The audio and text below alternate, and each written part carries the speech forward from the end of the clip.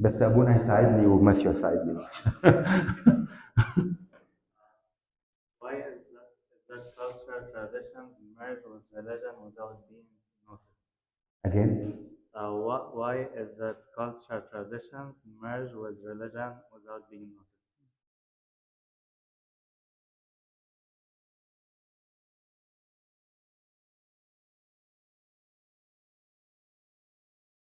طب let me يعني hear if you have any answers.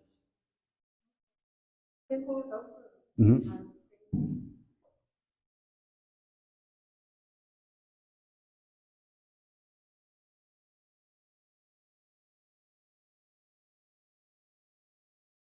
Of course, there are many things that people do in life. There's something that's called بص يا ولاد, there's something that's called the mainstream orthodoxy, okay? And there is something that's called popular religion, like the customs and the culture of the people, right? Now, as we spoke, things need to run through the ringer of the holy tradition of the church to see whether we accept it or not. Now, there are things that did not run through the ringer of the church and they seeped into the tradition of the church without examining them, without noticing, right? Like, بس في مصر مش هتفهموها هنا, يعني people in Egypt at certain like occasions they would go to the tombs of their beloved, to the graves of their beloved, and do and weep and do like things that are not يعني they should not do, يعني, right? And even when you read into history, you will see that Saint Monica, the mother of Saint Augustine, she used to do the same. And Saint Ambrose, the Bishop of Milan, warned her and asked her to stop, and she stopped doing it. Right? So this is an example of something that seeped into the tradition of the church or the life of the church without noticing. But thanks to the guardians of the tradition of the church, the bishops, and who are really vigilant and صاحيين كده, and they are trying to sort everything out. Like, this belongs to the tradition of the church, the life of the church. This does not. Maybe Abuna or Matthew want to. Matthew. Uh, I think it's important to understand the spread of religion or the spread of orthodoxy utilize culture, right? And so difference in culture was so when the apostles went, right, they saw what people were doing, and then they would baptize it essentially, right? When you think of even the way St. Paul does it in Acts, he stands at the temple for an unknown God. He says, "Oh, let me tell you about this known God." Right? So there's a way to utilize what is cultural and appropriate it, make it appropriate. But then there are other times, for example, the sacrifice of infants, which was a common practice. It has no place in the church, and the church would put those things away. But as Abuna was saying, what was important is the leaders of the church would allow for the use of things that are cultural, but also distinguishing that this is cultural. Like when we go to an Ethiopian Orthodox church, they are sister churches, but their practices are different culturally than our practices, right? But as long as we can see that the truth, like putting it through the ringer, if at the end the same truth comes out, then the practice is okay. You can accept it as a cultural difference, right? We are so afraid to accept culture, right? Some of us are like, we're so afraid to accept culture, but at the same time, we use the other opposite extreme as we want to get rid of everything that is cultural. Neither is appropriate, right? What you have to do is stick to the truth, utilize what emphasizes that truth, and put away what doesn't. And the reason why it merges is because sometimes we don't ask. We don't ask, we don't bother to learn, right? We just accept things, right? Like, so Abuna gave a great example. There's many examples of things that we see around us that are cultural, like very simply the crossing of legs in church, right? In some cultures, it is appropriate to cross your legs. In our culture, it's not, right? And so those are cultural things. But as Abuna said, does this further the gospel? Does this bring out a truth about God? And so I think if we aren't aware, that line is going to be blurred for us. Thank you. Thank you. And yani, let me add something to what Matthew has said, is that there is something that's called, in the Catholic Church, they call it inculturation.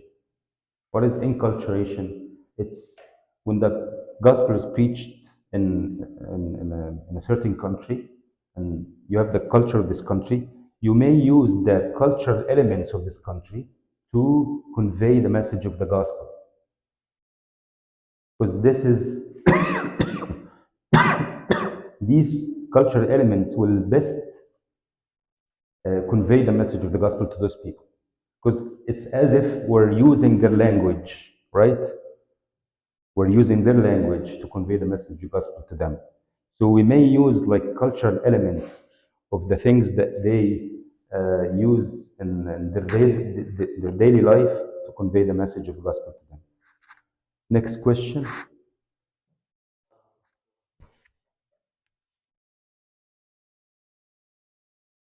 What is an arrogant? Is it temporary or will it last a lifetime? What is the meaning of where the Spirit of the Lord is, there is liberty? Are we supposed to feel free because an arrogant doesn't sound like it? What do you think the narrow gate is, Yolet? Carrying a cross. What else? Following our tradition. Because sometimes we need to go our way, right? Yeah. So this is part of like. Mhm. What else could be the narrow gate? Living with your fruit of the Holy Spirit. Living, allowing the Holy Spirit to like be fruitful in you, or bring forth His fruit in you. It any. One of the things about the interesting things about the narrow gate is that there is something that's called the rule of love versus the rule of knowledge. What does that mean? In Romans chapter 14, there was a dispute between, so St. Paul went and preached the gospel in the city of Rome, right? And in the city of Rome, there was a large diaspora of the Jews, right? Large, very large Jewish community, right? And for the Jews to eat from what was offered to the idols is what? Is an abomination. You cannot eat the meat that was offered to the idols, right? But there are people who thought that, well, Christ came and he freed us from, there is no idol. There is no idol. There is no such thing that's called idol, right? So what is being offered to the idol is offered to nothing. So it's okay for me to eat from this food, right? So we have two groups disputing and in conflict with each other. One group wants to preserve the Jewish customs, and they are weak. So Paul called them weak, right? Weak in faith. And there are people who called them, whom he called them strong in faith. The people who didn't mind eating from that which was offered to the idols. How did St. Paul resolve this? He spoke about the rule of love and the rule of knowledge. What does the rule of knowledge say? You bring your arguments, I bring my counter arguments, and whoever wins, he wins. I may win the argument, but I lose you, right? This is the rule of knowledge. And this is what St. Paul warned them against, right? But there is something that's called rule of love. If my eating, if my food, if my eating of meat or drinking of whatever is gonna put a stumbling block in the way of my brother, I will never eat meat in my life. This is a narrow gate. This is a narrow gate, right? To accept not to eat for the sake of your brother, this is a narrow gate. to allow the Holy Spirit to bring forth fruits into your life, this is a narrow gate. To carry your cross, this is a narrow gate. To obey, to submit to the authority of the church or to the elders or to